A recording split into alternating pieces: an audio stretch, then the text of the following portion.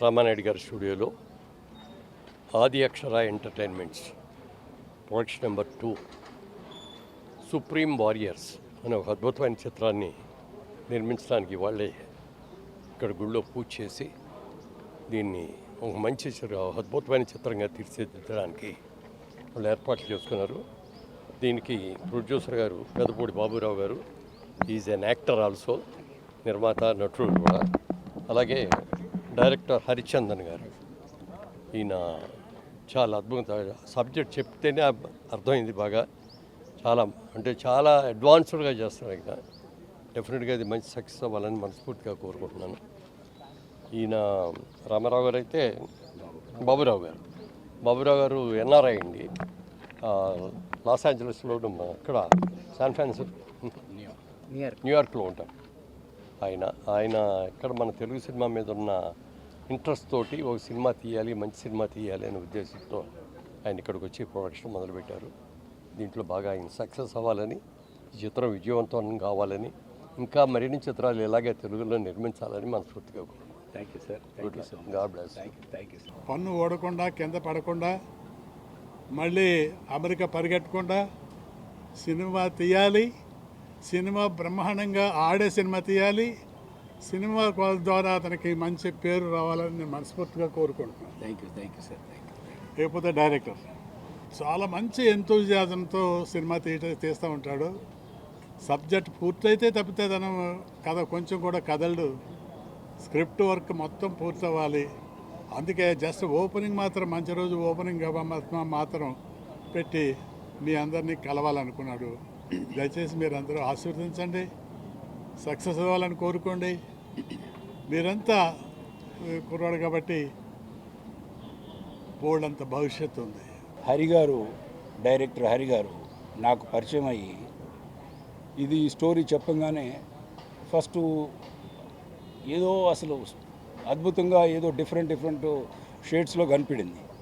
New York నుంచి మాట్లాడుతూ ఇది ఎలా చేయగలం, మనకు సాధ్యమా అని అడిగితే ఇది టోటల్గా సైఫై యాక్షన్ థ్రిల్లర్.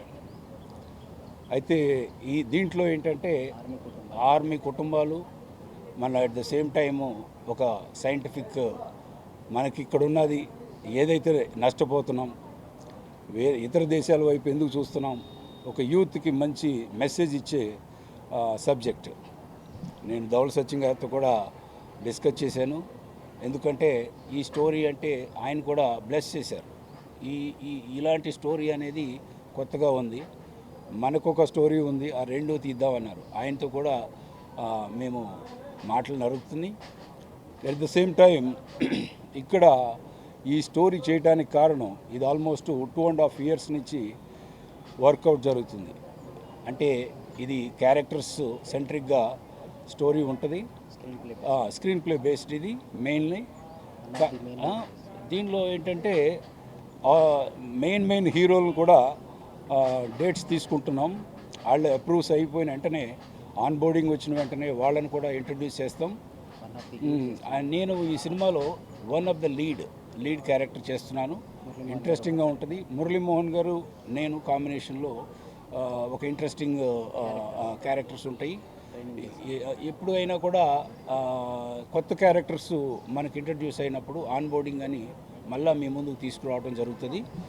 సో ఈ సినిమాకి ప్రత్యేకంగా ఏంటంటే డైరెక్టర్ గారు ఆ స్టోరీకి తగ్గట్టు ఇది కొంచెం వరల్డ్ వైడ్గా మనకి ఎలివేట్ అవుతుంది. ఈ కథ ఆలోచన మనకు లాక్డౌన్లో స్టార్ట్ అయింది. మిడిల్ ఈస్ట్లో ఒక చిన్న వార్, తైవాన్ పైన ఒక చిన్న వార్ అటాక్ జరిగిన తర్వాత అక్కడ మేము డిస్కషన్ స్టార్ట్ చేసాం. ఈ మెయిన్ స్టోరీ కోసం స్టార్ట్ చేసిన తర్వాత అది మేము లాక్డౌన్లో చాలా డిస్కషన్ జరిగిన తర్వాత ఒక ఫైనల్గా ఒక సబ్జెక్ట్ అనేది ఒక సైఫై యాక్షన్ థ్రిల్లర్గా ఒక మూవీని ప్రజెంట్ చేయబోతున్నాం. దీంట్లో ఓన్లీ స్టోరీ బేస్గా 8 క్యారెక్టర్స్ నేపథ్యంలో, ఆ 8 క్యారెక్టర్స్ కూడా టోటల్ మన సౌత్కి సంబంధించి, నార్త్కి సంబంధించిన అందరు గుర్తుంచే హీరోలే ఉన్నారు. వాళ్ళందరికీ ఏంటంటే నెరేట్ చేశాను సబ్జెక్టు. వాళ్ళ అప్రూవల్తో కొంతమందికి మళ్ళీ త్వరలోనే మా ప్రొడక్షన్ నుండి ఫుల్ డీటెయిల్స్ ఏ హీరోలు పనిచేస్తున్నారు మన మూవీలో అన్నది త్వరలోనే మేము నెక్స్ట్ మంత్ కంటిన్యూ షెడ్యూల్ అనుకుంటున్నాం. ఇప్పుడు జరుగుతున్న ఇష్యూస్ని బట్టి నెక్స్ట్ మంత్ షెడ్యూల్కి వెళ్తున్నాం. ఆ షెడ్యూల్కి ముందే మేము మళ్ళీ ఆల్రెడీ ఏదైతుందో అనౌన్స్మెంట్ చేస్తాం.